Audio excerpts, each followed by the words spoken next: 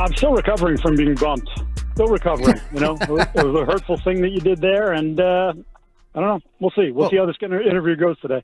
We wanted you to get to practice earlier and be able to take in all the sights and sounds, and we really didn't need like another voice bitching about the Red Sox. So that's true. And Andy's been big on making friends the last couple of days, so that's also where we're at. I've noticed that. Yeah, I've noticed that. All right. Let's start with something a little serious before we get into just the football stuff. You know, I've had my questions about Terrell Williams and his status, and from what I saw on Twitter today, he unfortunately may have passed out, was carted off. What do we know about Terrell Williams, his health, and his status from today? They're saying it was dehydration and that he's fine. So we'll have to take them at their word on that. Obviously, he's had a tough, 4 or 5 months here from a physical standpoint, not being able to be with the team during the spring sessions because of whatever the medical thing that popped up was that kept him in Detroit. And now this. So, I mean, it's certainly something that bears watching. I know the guys talk about him. They're thrilled to have him around. He brings a good energy, at least in the meeting rooms. It's hard to see on the field because he's not moving very much on the field. He doesn't move very well to begin with, and so he's off to the side calling plays, but sort of almost removed from the group a little bit. Mike, I don't ever want to be accused of leading the witness, so I'm going to ask you a very simple, open-ended question. How do you feel about the Patriots' offensive line right now?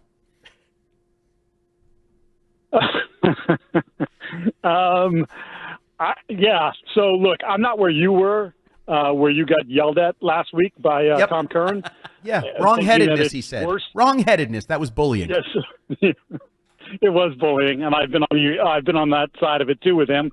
But I will say that there are a lot of questions and concerns. I mean, you're getting excited about the idea of having, what Jared Wilson has done is ascending into the starting lineup as a rookie at left guard, and then you realize you're playing him next to a rookie left tackle. Generally in the NFL, from a history perspective, teams don't do this by choice.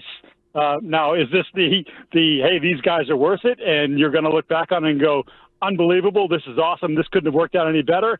I mean, that's your hope. But in general, I don't think that was the master plan to say, hey, let's put two rookies side by side and see what happens. How about that rookie left tackle? Have you seen growth day over day? Where would you say he is at since the beginning of camp? So I would say he's been better in team periods than he has been in the one-on-ones. But then, I say better. So I think he's an above-average run blocker already. I think you see the skills, the athletic skills, the movement, his feet, his power, which, again, some people think he's a guard down the line, and maybe you're starting to see some of that stuff when it comes to blocking.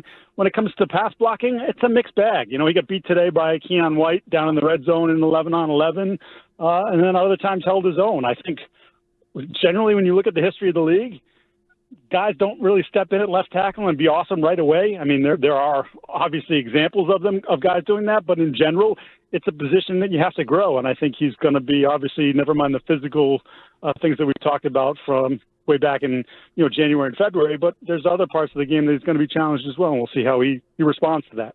A lot of people wrote about and talked about the interceptions from Drake May on Friday night in the practice because he had previously not thrown any. That is not what jumped out to me in terms of turnovers. It was a fumble. It was Ramondre Stevenson, and I'm wondering, is that a guy that should be worried about his roster spot? If he's picking up where he left off a year ago, putting the ball on the ground, isn't that bad for job security? So it's definitely not good for job security, and he talked about it today with us and said essentially, I know that, that this can't happen, and that, hopefully I'm getting the mistake out of my system now, and that I have a clean slate when it comes to the regular season. But he has, the last 2 years, has not been their best back. It was Antonio Gibson last year, pretty much for the entirety of the second half of the year, was the better running back. And people kind of forget the year before, Ezekiel Elliott was actually the better running back, especially in the second half of the year as well. So to me, I think there's a lot of talent there. I love the way he runs, the physical nature in which he runs. But if he's not going to be able to hang on to the football, you drafted Trevion Henderson in the second round, and Gibson has proved that he can handle a decent workload. So yeah, I would say there's a little bit of pressure on him to make sure that goes away.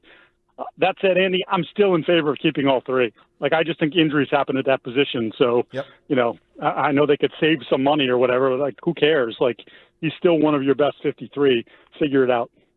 Just to clarify, too, Andy, when you asked the class to name surprise cuts a couple weeks ago, who was your pick? I believe it was Ramondre Stevenson, and I believe the picture I painted was, let's just say he puts the ball on the ground in, say, joint practices or preseason game. I didn't know he would do it in just a scrimmage soon, but I think that's something to keep an eye on. Just making sure that you were validating your pick there with that question. Genius walks alone. Absolutely, say it all the time. as it always does.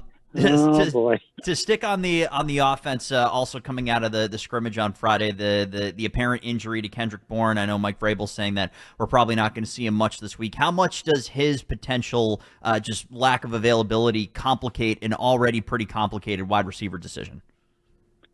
So I was thinking that at this point, prior to the injury on Friday, that he was probably the on the outside looking in.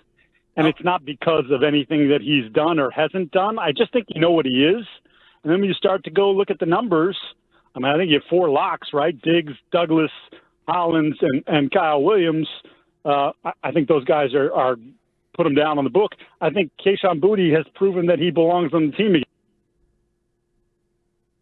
again. Maybe, but more likely you keep 6 and try to slide an Efton Chisholm or even Javon Baker, who had a pretty nice day today, to the practice squad. And we all get all nervous about, they'll never make it through waivers. Like 95% of the guys make it through waivers. It doesn't happen very often where someone gets claimed off waivers. And you'd be talking about someone in Baker who had 1 catch last year, was a 4th-round pick, and had been taken off, people's boards because of character concerns. And, Chisholm wasn't on too many people's radar, certainly didn't get drafted. So then I just kind of look at Bourne and think, like, could I see Kendrick Bourne being traded back to San Francisco for a late-round pick as they go through some wide receiver stuff there? Yeah, I could totally see that. Mike Giardi, Boston Sports Journal, joining us here on WEEI Afternoons. I wasn't there, Mike.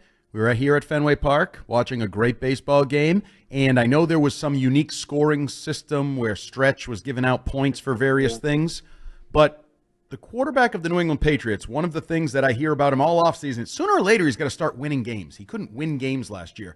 How did he lose a scrimmage to Dobbs? Like, is that a bad sign? Is that a bad way to start the year? The first time they did anything closely competitive, he lost. I would just be more concerned about just the overall level at which he performed. And, they were mixing and matching. So, he had the left side of the offensive line, but the right side was on the other team. And, the different pieces being played at wide receiver with him. But, like, there was one series where he had 3 throwaways. And, we don't have the luxury of looking back at the practice tape. We don't get that. You're only looking at it live, and you're like, well, could he have, was there somebody open? He didn't see him. I guess you take the throwing it away and say, well, at least he didn't throw an interception. Well, he did that twice anyways. One was, I thought, a slightly errant pass. By the way, I apologize for the lawn service next to my house here, making all kinds of noise. One was an errant pass, kind of threw it behind Stephon Diggs. Kobe Minor was able to get his hands on it, and then was picked off by Robert Spillane. And then sort of the miscommunication with Kyle Williams on the outside to basically end the practice on what would have been a pick 6, but Austin wisely slid down at the 2-yard line because, they were sort of playing it as a game, and you would have been able to run out the clock there. So, Vrabel talked about that today and said, hey, if the cornerback is flat-footed, it's a yes or no. You're either not throwing it or you're telling, you're looking at Kyle, and Kyle's got to go by him. And they didn't have that sort of communication there, and you hope they can learn from it. But it was a little rough to see, a little shaky at times. You could see some hesitation in this game. And I don't think there's been a ton of that this camp. But when it does show up, then his footwork gets a little wonky sometimes, and the release gets a little wonky sometimes. It's like that's the moment when some of the things that we talked about a lot last year going into the year kind of pop up for him. Kind of off of that, in your opinion, because you've seen good quarterbacks, you've seen Mac Jones, like you've kind of seen the gamut in terms of quarterbacks with the Patriots. Is Drake being challenged enough? Are they asking enough of Drake where you think he is getting better day after day in this camp? I do think they're challenging him. I do think I think it's been a good camp, not a great camp. I mean, some people will tell you it's like an A+ camp. I'm probably more in the B camp. But when you consider learning a new offense for the 4th time in 4 years, learning a whole different language here, assimilating new pieces into the offense in terms of the receiver position. Like, I've been pretty pleased with it, and I think they are too. I think one of the things that's interesting is if you guys, I don't love the Forged in Foxborough and all these things that they release, but every time they release a clip where Vrabel's talking to May, Vrabel's always telling May, like, go talk to your guys, like, go over there. So he's like, there's like a continued pushing him in terms of being a leader and sort of interacting with his teammates. So you start to wonder, is that something that just doesn't necessarily come naturally to him? And does he just want to lead by example and play? And, clearly that position requires more. So I think that's something to keep kind of watching as we go forward. Something that might help Drake May's leadership is, number one wide receiver named Terry McLaurin, who could be coming to town with the Washington Commanders. Any chance that he stays in town? Give me the breakdown on what are the chances that Terry McLaurin could get traded to the Patriots. I put it at 0.0. You suck. I don't see how. I don't see how in the hell. Like, I get it. They're at odds here. He wants what DK Metcalf got. They look at the Cortland Sutton deal, which, by the way, McLaurin's people had to hate last week, and say, no, you guys are the same age. Like, that's more of the reasonable 4-92 versus 5-150 and 60-something guaranteed. But I think at the end of the day, this is all posturing, and that Washington will look at their situation and say, we have a really good quarterback on a rookie contract, and yes, this might hurt us 3 years down the line. We might have dead money for Terry McLaurin, or Terry McLaurin becomes a 30-catch guy in 2028. But for 2025 and 26, like, you got to have him on the roster. So I just don't – it's like the Parsons thing. I just don't see how it ends up happening. There's too much value there for the player with the team.